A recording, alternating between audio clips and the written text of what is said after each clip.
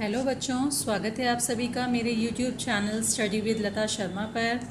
आज हम लोग नेचर मैजिक के नाम से आपकी एनवायरमेंटल स्टडीज़ की बुक है, ये पार्ट 3 है। पार्ट 3 मतलब ये 3rd क्लास के लिए है। आज इसका लेसन 4 है, माय वंडरफुल फैमिली, जो हम रीड करने जा रहे हैं। बेटा, फैमिली आपको पता है फैमिली क्या होती है? फैमिली यानी परिवार जिनके साथ आप रह रहे हो, आपके मम्मी पापा, भाई बहन, दादा दादी, चाचा चाची। काफ़ी लोग हैं जो संयुक्त परिवार में रह रहे हैं, काफ़ी लोग हैं जो न्यूक्लियर फैमिलीज़ में हैं, एकल परिवार में हैं। ठीक है, फैमिली कैसी भी हो, छोटी या बड़ी, but family is the most important thing in our life. Family हमारी लाइफ का सबसे इम्पॉर्टेंट हिस्सा है, सबसे इम्पॉर्टेंट पार्ट है। बिना फैमिली के हम खुद की कल्पना भी नहीं कर सकते हैं। ओके, आइए इस चैप्टर में क्या बता रहे हैं, रीड करते हैं। All the people who live with us make our family. वे सभी लोग जो हमारे साथ रहते हैं हमारा परिवार बनाते हैं। Families can have a few people और मैनी पीपल। फैमिली में कुछ लोग भी हो सकते हैं और अधिक लोग भी हो सकते हैं। When only parents and their children live together, it is known as small family or a nuclear family. जब माता पिता और उनके बच्चे साथ रहते हैं तो इसे छोटा परिवार, स्मॉल फैमिली या न्यूक्लियर फैमिली, एकल परिवार भी कहते हैं। When grandparents, parents, uncle, aunts and their children live together, it is known as big family or joint family. जब दादा दादी, मम्मी पापा, चाचा चाची, उनके बच्चे यानी हमारे कजिन्स वगैरह सब मिलकर हम एक साथ रह रहे होते हैं तो ऐसे परिवार को बिग फैमिली, बड़ा परिवार या जॉइंट फैमिली, संयुक्त परिवार कहा जाता है। पिक्चर के थ्रू आपको बताया गया है, ये है न्यूक्लियर फैमिली, ये है joint family. Okay, Some of us live with one parent. They are known as single parent families. कुछ फैमिलीज़ ऐसी हैं जहाँ पर मम्मी या पापा दोनों का सुख बच्चों के जीवन में नहीं है। या तो मम्मी के साथ वे रह रहे हैं या पापा के साथ वे रह रहे हैं।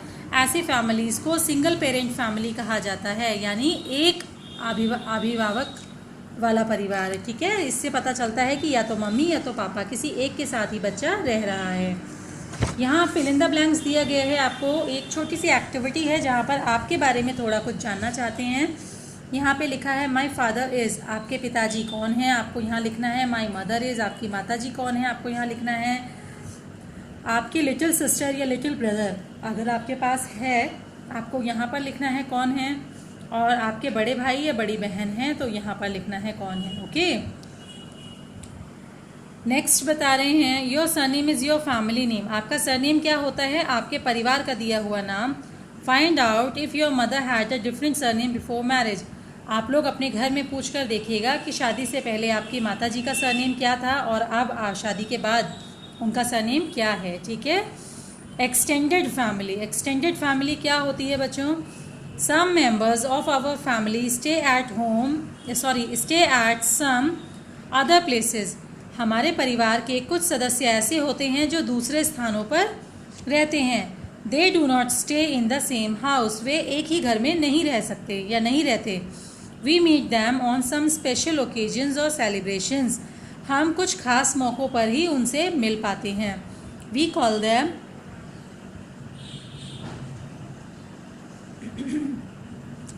Them our relatives. हम उन्हें अपने रिश्तेदार कहते हैं।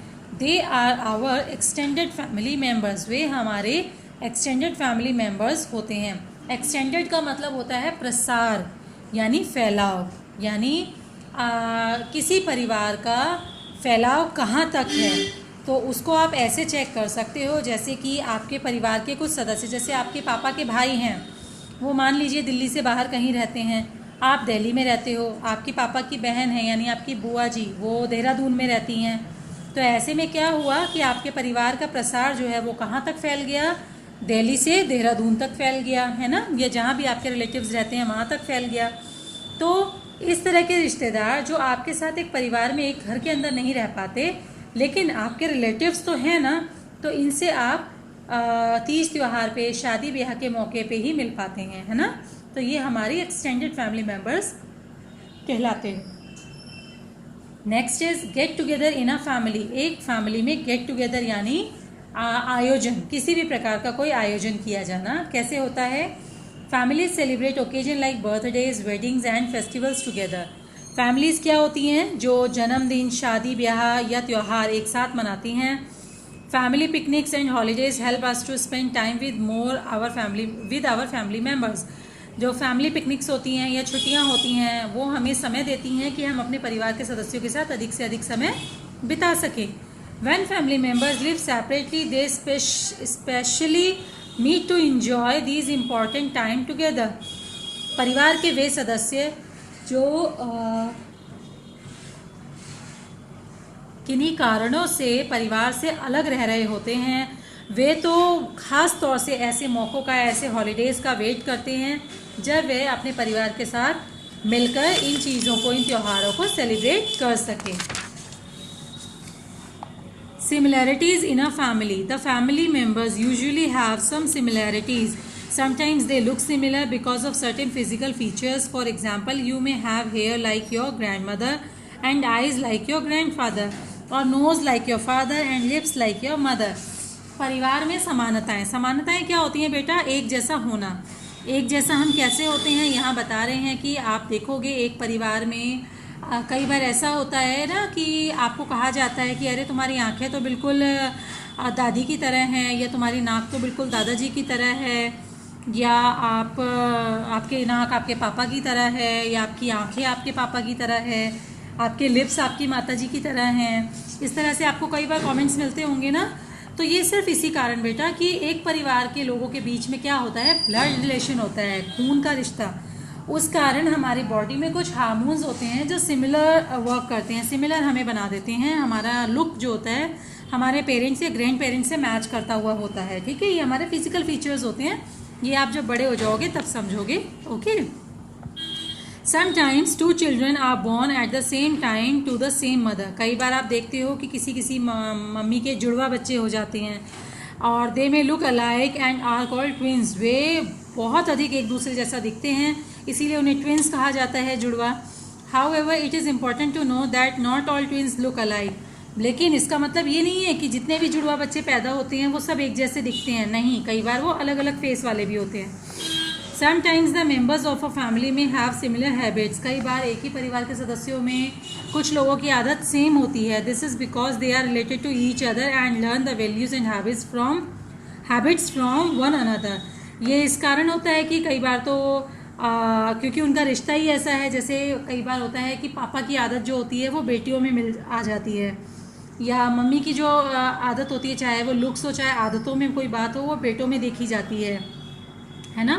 तो कई चीज़ें ऐसी होती हैं जो फैमिली मेम्बर्स में मैच होती है, सिमिलर होती है। वो सिर्फ हमारे रिश्ते के कारण होता है, और कई बार बच्चे अपने माता पिता की आदतों का अनुसरण करके भी सीखते हैं। मान लीजिए अगर पेरेंट्स बच्चों से तमीज़ से बात नहीं करेंगे, तू तड़ाके से बात करेंगे, तो बच्चों को भी तू करके बात करने की आदत हो जाती है। अगर पेरेंट्स आप करके बात करेंगे घर में सभी से, तो माहौल ऐसा बन जाएगा कि उस घर में तू शब्द आएगा ही नहीं, और बच्चे भी आप करके बात करने लगेंगे, है ना।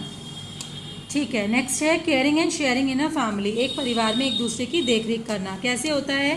The members of a family love and care for each other. परिवार के सदस्य एक दूसरे से प्रेम करते हैं, एक दूसरे की परवाह करते हैं। They help each other by sharing work such as looking after children, cooking, cleaning and washing. वे आपस में काम भी बांट लेते हैं कि बच्चों की देखभाल कोई कर लेता है, कोई खाना बना लेता है, कोई साफ़ सफाई करता है, कोई कपड़े वगैरह धोने में हेल्प कर देता है। Caring and sharing make a family a happy one.